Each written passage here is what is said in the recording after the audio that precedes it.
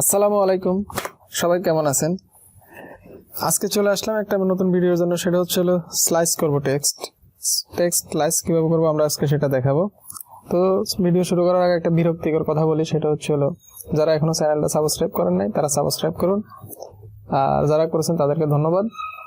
এবং সাবস্ক্রাইব করার পাশাপাশি নোটিফিকেশন আইকনটি ক্লিক করে রাখুন, বেল আইকনটি ক্লিক করে রাখুন, যেন নোটিস চলে যায় আপনার কাছে নতুন ভিডিও দিলে। চলুন আমরা স্লাইস তৈরি করে দিই, শুরু করি।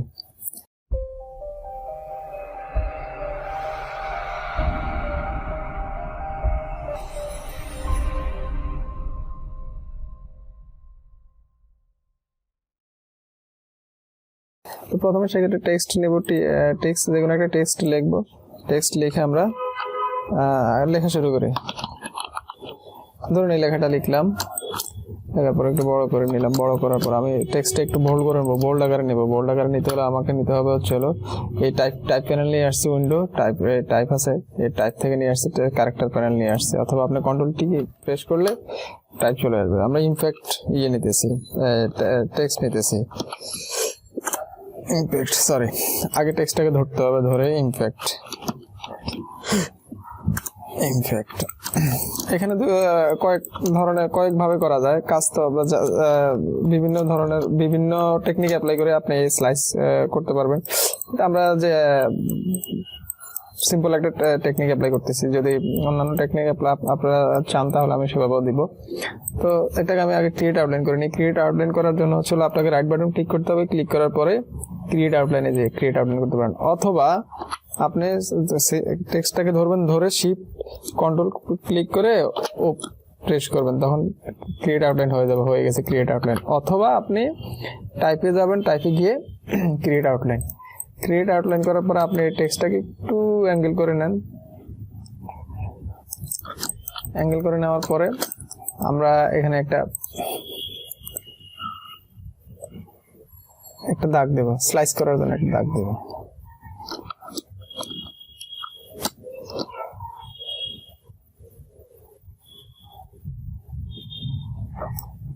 দাগ টানবো, দাগ টানে এটাকে আমি একদম মিলাই দেব।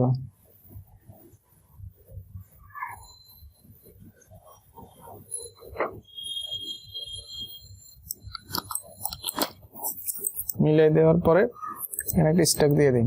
স্টক দিলে কাজ করতে আপনার সুবিধা হবে। এটাকে অবশ্যই উপরে রাখবেন। উপরে রাখার জন্য আপনাকে এটা সিলেক্ট করতে হবে। সিলেক্ট করে রাইট বাটন ক্লিক করবেন। রাইট বাটন ক্লিক করে আপনি অ্যারেঞ্জ মেক ব্রিং টু ফ্রন্টে ক্লিক করবেন। এরপরে আপনি পাথ ফাইন্ডার অপশনে যাবেন, প্যানেল নিয়ে আসবেন। পাথ ফাইন্ডার এখানে উইন্ডোতে যাবেন। উইন্ডোতে যাওয়ার পরে পাথ ফাইন্ডারে গিয়ে আপনি এই যে ডিভাইডার, হ্যাঁ, কম্পাউন্ড শেপ ডিভাইডার, এখানে একটা ভুলে গেছে, এই যে ডিভাইড, এখানে ক্লিক করবেন। এখানে ক্লিক করার পর আমার এটা এখন আলাদা হয়ে গেছে প্রত্যেকটা আমি এটাকে আনগ্রুপ করবো। আনগ্রুপ করে দুইটা সেকশনকে আমি ভাগ করে নেব। এখানে উপরেরটা হলো একটা সেকশন, আর নিচেরটা একটা সেকশন। ঠিক আছে, আমি গ্রুপ করে নিলাম।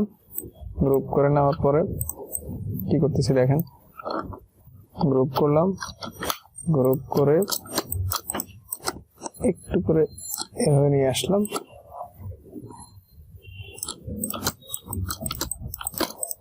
এখন যেটা করবো সেটা আমরা এটাকে একটু ট্রান্সপারেন্ট করে নিই।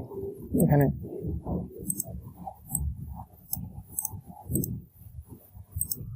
%50 দিয়ে দিলাম।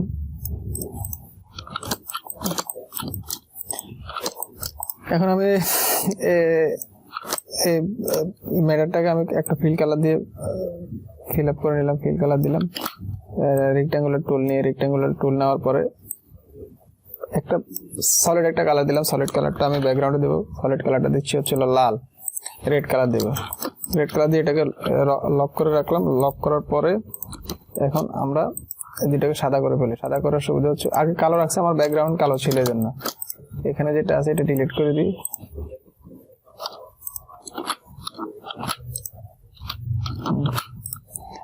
হ্যাঁ, এটা অপাসিটি আছে, তো সেজন্য আছে। সাদা করার পরে এখন আমরা এই কম্পাউন্ড পাতের ক্ষেত্রে এগুলো আপনি খেয়াল করতে হবে, এগুলো ডিলিট করে দিতে হবে। ঠিক আছে, এখন উপরেরটাকে ধরবো, ধরে আমরা গ্রেডিয়েন্ট করব। গ্রেডিয়েন্ট করার পরে গ্রেডিয়েন্ট করবো লিনিয়ার গ্রেডিয়েন্ট। লিনিয়ার গ্রেডিয়েন্ট করার পরে এখানে 90 ডিগ্রি দিলাম। 90 ডিগ্রি দেওয়ার পরে আমি এখান থেকে কি করব, এটাকে শেপটাকে সুন্দর করে এদিক থেকে দিয়ে দেব। সরি, এখানে -90 ডিগ্রি দিলাম, মাইনাস। এখন কি করবো যেটা, সেটা হচ্ছে হলো আমি গ্রেডিয়েন্ট টুল নেওয়ার পরে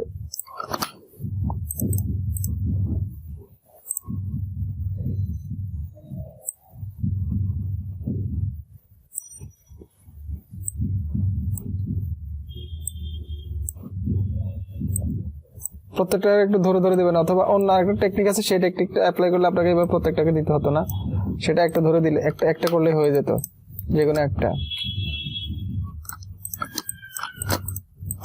দেখুন কি সুন্দর স্লাইস হয়ে গেছে। স্লাইস টুল করলাম, স্লাইস করলাম টেক্সট, স্লাইসটা আমার কাছে ভালোই লাগতেছে। ধন্যবাদ, ভালো থাকবেন এতক্ষণ ধৈর্য ধরে ভিডিওটা দেখার জন্য। আরো নতুন নতুন ভিডিও পাবেন। ভিডিও পাওয়ার জন্য চ্যানেল সাবস্ক্রাইব করে রাখুন, সাবস্ক্রাইব করে বেল আইকনে ক্লিক করে রাখুন। ধন্যবাদ, আল্লাহ হাফেজ, আসসালামু আলাইকুম।